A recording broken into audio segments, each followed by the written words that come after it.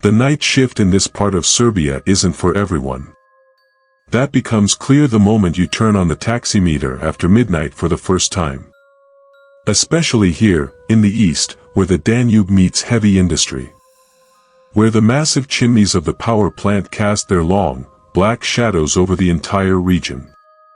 Autumn here is always cruel. There are no golden leaves or gentle breezes that people write poems about. Here, autumn brings only dampness, mud, and a fog that smells of coal and moisture. Working as a night taxi driver in this kind of environment means accepting loneliness. It means getting used to a silence that can be deafening. My car is my only sanctuary. An old sedan, reliable and warm, while outside, the temperature is always a few degrees lower than it should be. The town itself isn't too bad as long as the streetlights are on. People know each other. During the day, there's a bit of a rush, some illusion of a normal life. But when the clock strikes 2 in the morning, everything changes. The center completely empties out. Only stray dogs remain, and the occasional drunk trying to find his way home. And me, that's usually when I get rides that take me out of town. Towards the outskirts. Towards those places that sound like they fell out of some old, forgotten diary. West of town are the main roads. You rarely go there at night. But in every other direction lies a true labyrinth. A network of narrow, cracked roads leading to the open-pit coal mines. To abandoned workers' settlements. To old Vlach villages where, rumor has it, time has stood still for decades. All of this lies hidden in deep darkness. Shrouded in a fog that rises from the river and swallows entire forests. I grew up in one of those villages. I know exactly how that darkness breathes. I know what it's like when you don't see the sun for days because of the thick autumn mist. When the youth gather in front of the only village store, with only one goal, to somehow kill time before time kills them. Many of my peers stayed there. They accepted their fate, working at the mines for a miserable wage. Drinking to forget the back pain, waiting for a pension most of them will never live to see. But I couldn't do that. I escaped. I came to the city, rented an old, damp room on the outskirts, and started driving at night. I thought that way I could escape those cursed places. Escape the stories the elders whispered around the stove on winter nights. Little did I know, this steering wheel would keep bringing me back. The night shift forces you to see and hear things that have no logical explanation. The people who sit in the back seat at 3 in the morning often carry heavy secrets. And those secrets, in this foggy climate of ours, very easily turn into pure terror. Sometimes I wonder if the night attracts these strange passengers, or if they are born from the Drumno fog itself. The older taxi drivers in Kostolac always had the same unwritten rules. When you drink coffee with them before the start of the night shift, they always tell you, "Kid, there are roads your tires shouldn't touch after midnight." I thought they were exaggerating. That those were just tall tales to scare us younger guys, to make themselves look tough and pass the time while waiting for the dispatcher's call. But when I got a ride that autumn night toward the old, closed-off part of the mine, I realized how naive I had been. It was past midnight. I picked up a man at the edge of town, near the old industrial zone. At first glance, a completely ordinary worker. He wore a heavy blue worker's uniform, stained with black earth and coal dust. His hands were rough, cracked, true miner's hands. He sat in the passenger seat, right next to me.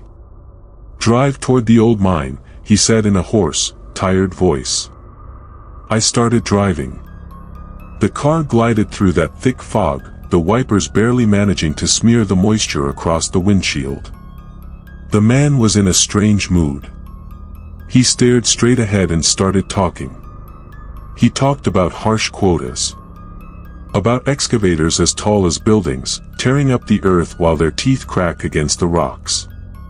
About shift bosses who don't even give you a break to catch your breath. He talked about the mud that gets under your nails and never comes out. I listened carefully. But as we approached those black hills of tailings, something started gnawing at me from the inside. Something didn't make sense. I knew that part of the mine. No one had worked there for years. The machinery had long been moved, leaving only a hole in the ground the size of a small town, full of black, stagnant water. When we reached a rusted, lowered boom barrier, I stopped the car. I turned toward him, illuminated only by the pale light of the dashboard. "Friend," I said cautiously, "do you still work here? This mine has been closed for years." He stopped talking. Slowly, very slowly, he turned his head toward me. His smile vanished, and his face in that dim light looked gray, as if dusted with ashes. His eyes were completely empty. Dead. "It's closed," he whispered, his voice sounding like crumbling dry leaves. "It's been closed since the day the earth collapsed on me. Exactly 12 years ago." Before I could take a breath, before I could scream, the man opened the door and stepped out into the night. I didn't hear footsteps on the gravel. He just vanished into the thick fog, toward the black water of the old mine. I was left alone, trembling over the steering wheel, as the night around me grew colder and colder. After that night at the old mine, something inside me snapped. I started believing the stories of the old drivers. This region of ours, it's not just a hole on the map of the industrial zone. This is a land where myths intertwine with reality. Especially out there, deep in the hills, where the old Vlach villages begin. Where the asphalt turns to mud, and the streetlights cease to exist. There are places that even we night shift taxi drivers won't go. Not for a double fare. Not for solid gold. One of those places is a village called Mrachnica. The elders say that even the devil himself doesn't go there without a pressing need. It's known for the fact that anyone who goes there uninvited, simply disappears. Official police reports always say the same thing: attacked by wild dogs or torn apart by wolves. Remains are usually found months later, scattered in the brush near the road. But the locals in the taverns whisper a different story. They say that Mrachnica belongs to an old, cursed family. A family that isn't entirely human. People here believe they have the ability to shapeshift when darkness falls. To become beasts. That's why, when the dispatcher calls out a ride for that village over the radio at 2 in the morning, everyone at the station goes silent. The call sits on the screen for hours, and not a living soul accepts it. As if the beast is calling its dinner to walk right up to its feet. And then there's the village of Presage. A remote place in the river valley, where the locals live by their own dark laws. They are extremely aggressive toward strangers. They welcome no one, and they only leave the village when they have to bury one of their own. A colleague drove a family there who were returning from abroad. He arrived at their gate, tired from the long drive. When it came time for them to pay, they dragged him out of the car without a single word. They beat him in complete silence, until he lost consciousness. He woke up 2 days later, locked in some old, abandoned barn. He stumbled blindly through the woods until he hit the highway. They never found his car. There are plenty of stories like this down the Danube. Many think they are just fairy tales to scare those who can't sleep at night. But when you're left alone in the car, when that heavy fog swallows you, every shadow by the road looks like a beast waiting for you. And the worst story of all. I didn't hear it over the radio from the old colleagues. It was told to me by a young man.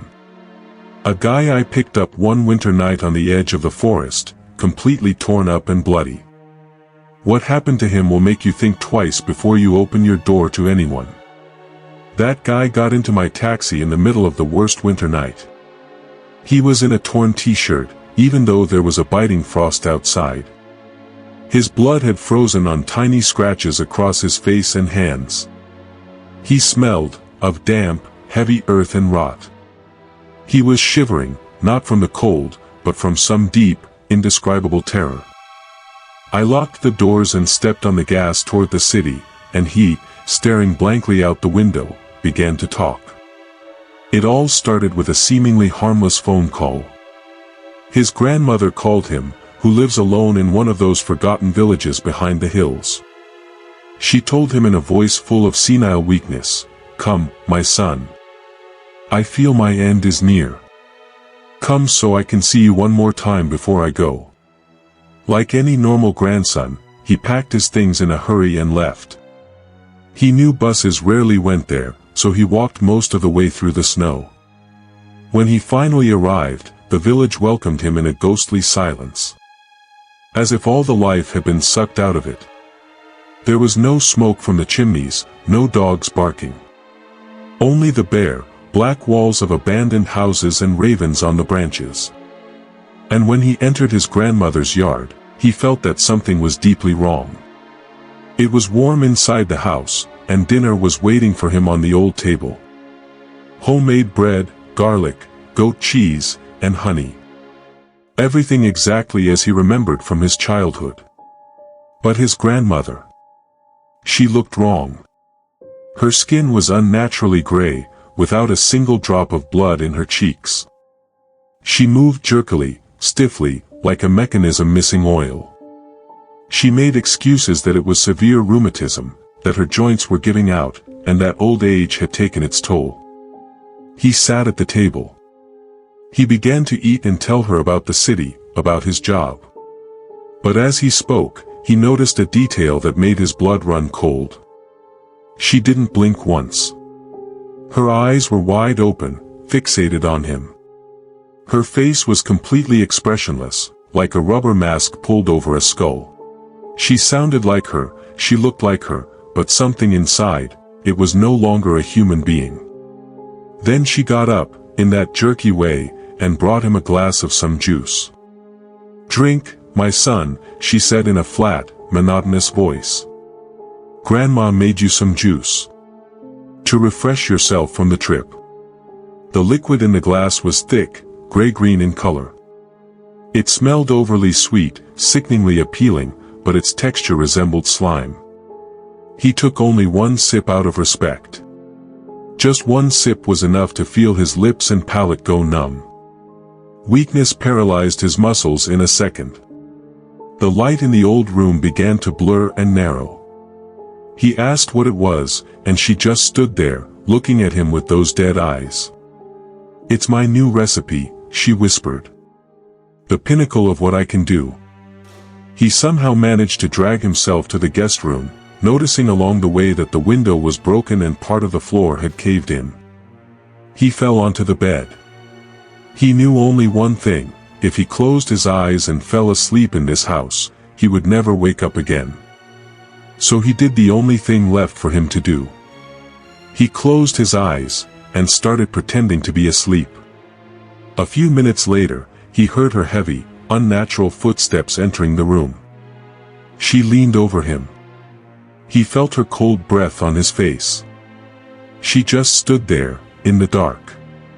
And waited. He spent 15 minutes in the complete darkness of the room. The 15 longest minutes of his life. He felt her cold, stale breath on his face. She couldn't notice he was awake. His heart was beating so hard he was afraid she would hear it in that deathly silence. And then, he heard a rustle. That jerky walk of hers started again. She turned and slowly walked out of the room, dragging her feet across the old wooden floor. He waited another minute. Then he silently got up from the bed and sneaked into the hallway. The light was only on in the kitchen. When he peeked from behind the doorframe, he saw something that froze his blood. His jacket, his backpack, everything had been shoved into the corner, next to the stove. As if he no longer existed. Like prey that had already been processed and put aside. And in the middle of the kitchen, the heavy wooden cellar door gaped open. From the depths came that same overly sweet, sickly smell of slime. He grabbed the heavy wood-splitting axe that stood next to the stove. He held it tightly, while his palms were wet with sweat. Step by step, he began to descend the narrow, steep stairs into the cellar. What he saw down there, it was not of this world. The cellar was huge, much deeper than he remembered from his childhood. And it was completely overgrown. Everywhere on the walls, on the old wooden shelves, on the dirt floor, thick colonies of slimy, gray-green mushrooms were growing. The stench of rot and that sweet poison made him gag. But that wasn't the greatest horror. In the very corner of the cellar, in the deepest pitch black, a mushroom the size of a grown man was growing. It was the color of raw meat. It pulsed in the dark, as if it were breathing. And from it, from that disgusting, swollen tissue, long, white threads extended. Like tough, thick nerves reaching across the entire floor. He followed those threads with his eyes, and saw where they ended. They were plugged directly into his grandmother's spine. She was standing there, in the middle of the cellar, with her back turned. Like an ordinary puppet on a string. She was moving empty jars with those jerky movements of hers. That was no longer a woman. It was just a shell controlled by a parasite. He wanted to retreat, to run, but his boot slipped on some slime on the step. He fell with a crash, knocking over empty glass bottles next to him. The thing in the corner shivered. And his grandmother, that empty bag of meat, turned toward him. She let out a terrifying, inhuman scream that pierced his eardrums. She lunged at him with the speed of a wild beast, hands bared like claws. If he hadn't had that axe, she would have torn him apart on the spot. He swung blindly, in a panic, with all his might. Again and again, until that scream died down, and the body fell onto the damp earth. He flew out of the cellar faster than he had ever run anywhere. He grabbed some embers from the stove with a shovel and threw them onto old newspapers and dry rags around the kitchen. The fire erupted in a second. The old wooden house was swallowed by flames before he even reached the main road. When that young man finished his story in my taxi, I stayed silent all the way to the city. I just kept wondering, how many things like this sleep beneath our earth? That's exactly what I was thinking about on that fatal autumn night, as I sat alone in my car, somewhere on the outskirts of Kostolac. And then, breaking the silence, my phone rang. And a flat, cold voice asked me to come to the old railway crossing. Right in front of the funeral home. The place that flat, cold voice called me to. It's the true dead end of the city. The old railway crossing on the outskirts of Kostolac, surrounded by abandoned warehouses. There are no streetlights there. No passers-by even during the day, let alone at night. Only rusted tracks that haven't led anywhere for a long time, and the building of the local funeral home. When I arrived, the fog was so thick that my headlights could barely pierce a meter of space in front of me. I turned off the engine. The silence was absolute. A heavy, sticky silence that presses against your eardrums and makes you listen to your own breathing. I didn't feel comfortable. My hand instinctively rested on the gearshift, ready to throw it into first and get out of there. Just when I thought this was all someone's sick joke and reached to turn the key, there was a sharp creak from the back door. Someone got into the car. The inside of the cabin was instantly filled with the smell of damp earth and withered flowers.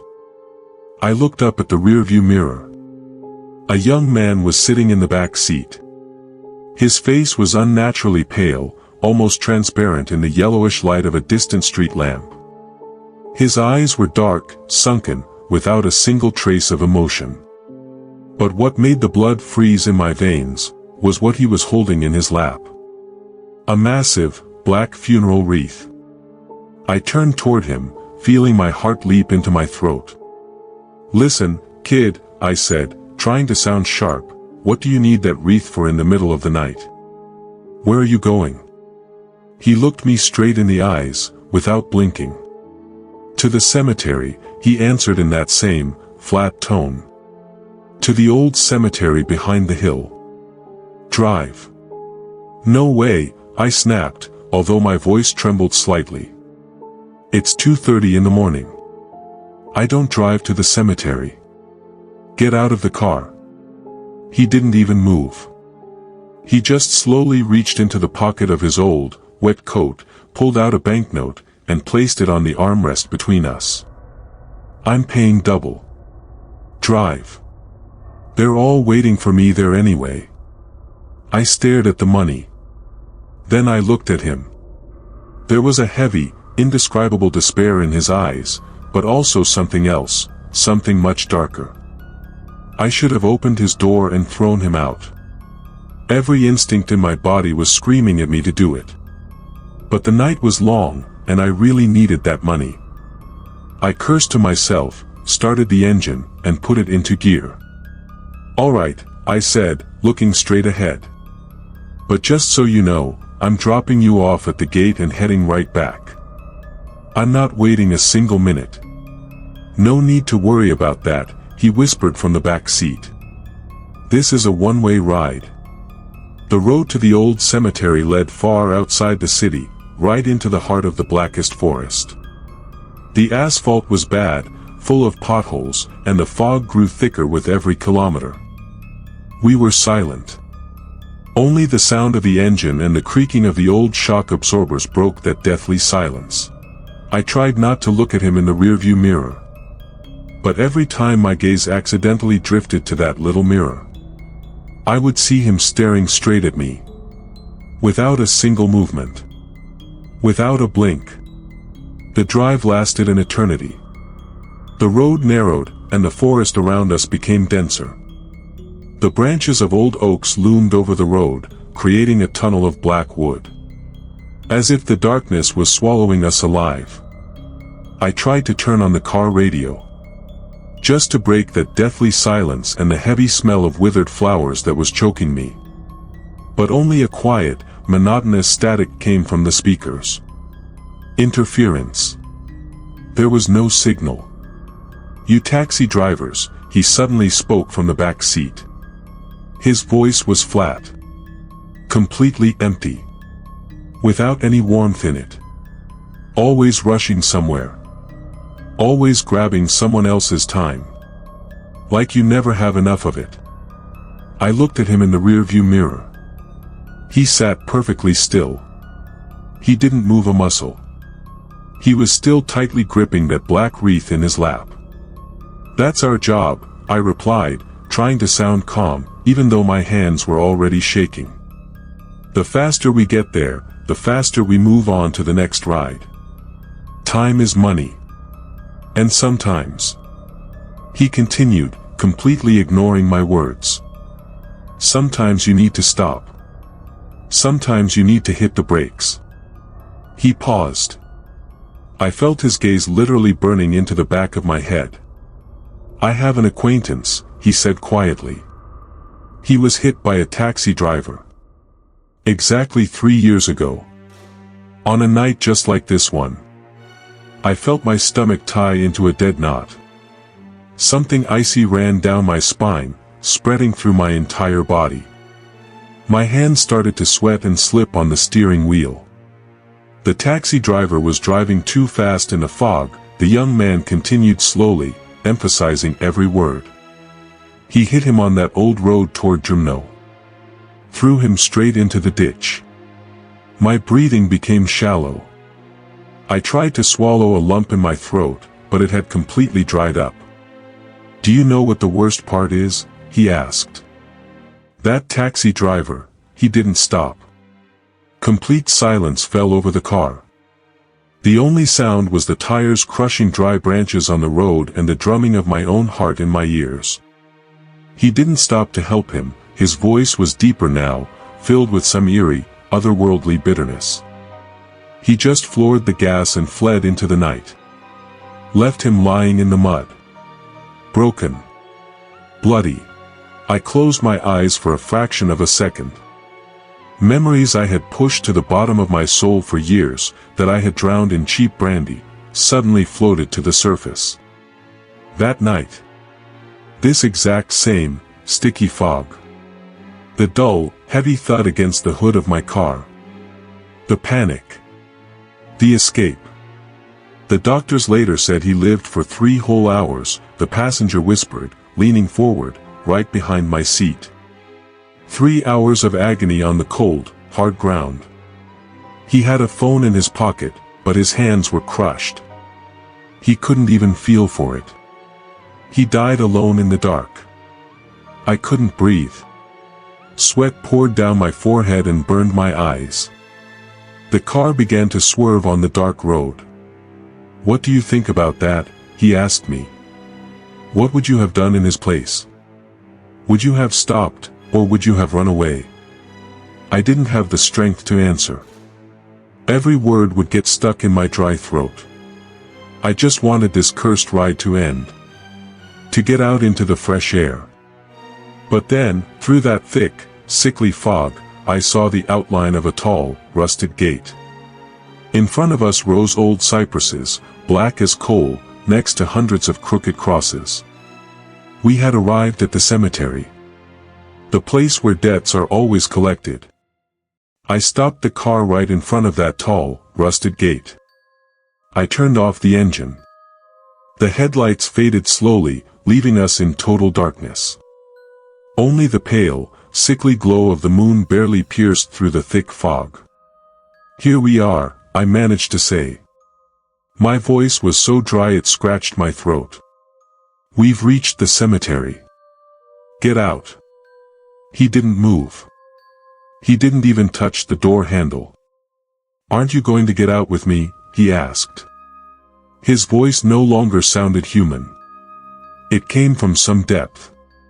It echoed, like a sound bouncing off the cold walls of a crypt. "No," I said sharply, keeping both hands firmly on the steering wheel, staring straight ahead. "We're done. Get out." "You're wrong," he whispered. "We've only just begun." I turned my head toward the back seat. He slowly lifted that massive, black wreath into his lap. The pale light from my dashboard fell right onto the black silk ribbons hanging from it. "I told you we had a funeral," he continued, tilting his head at an unnatural angle. "But I didn't tell you whose." He brought the wreath closer to me. The golden letters on the black ribbon gleamed in the dark. The ends of the ribbons draped over the back of my seat. I read them. And felt my heart stop. On the ribbon, in large, golden letters, my first and last name were written. And below that, was today's date. I tried to take a breath, but there was no more air. It was as if someone had hit me in the chest with a sledgehammer. "Don't tell me you don't recognize me," he asked. His eyes were completely black now. There were no whites. There were no pupils. Just 2 terrifying, empty abysses. That story, a minute ago, about the taxi driver who ran over a man. He leaned forward. The smell of wet earth and rot hit me in the face. That wasn't my acquaintance. That was me. Terror completely paralyzed my body. I tried to feel for the lock, to open the door and fall out, but the mechanism was jammed. "I was lying in that ditch," he said with a dead man's voice. "I watched your taillights disappear into the fog. I knew it was you before I even got into this car. I didn't mean to." I screamed, losing my mind. Tears streamed down my face on their own. I was scared. "I didn't mean to kill you." "I know you didn't," he answered coldly. Then he pushed that heavy, black wreath over the seat. Right into my lap. He opened his door without a sound and stepped out into the night.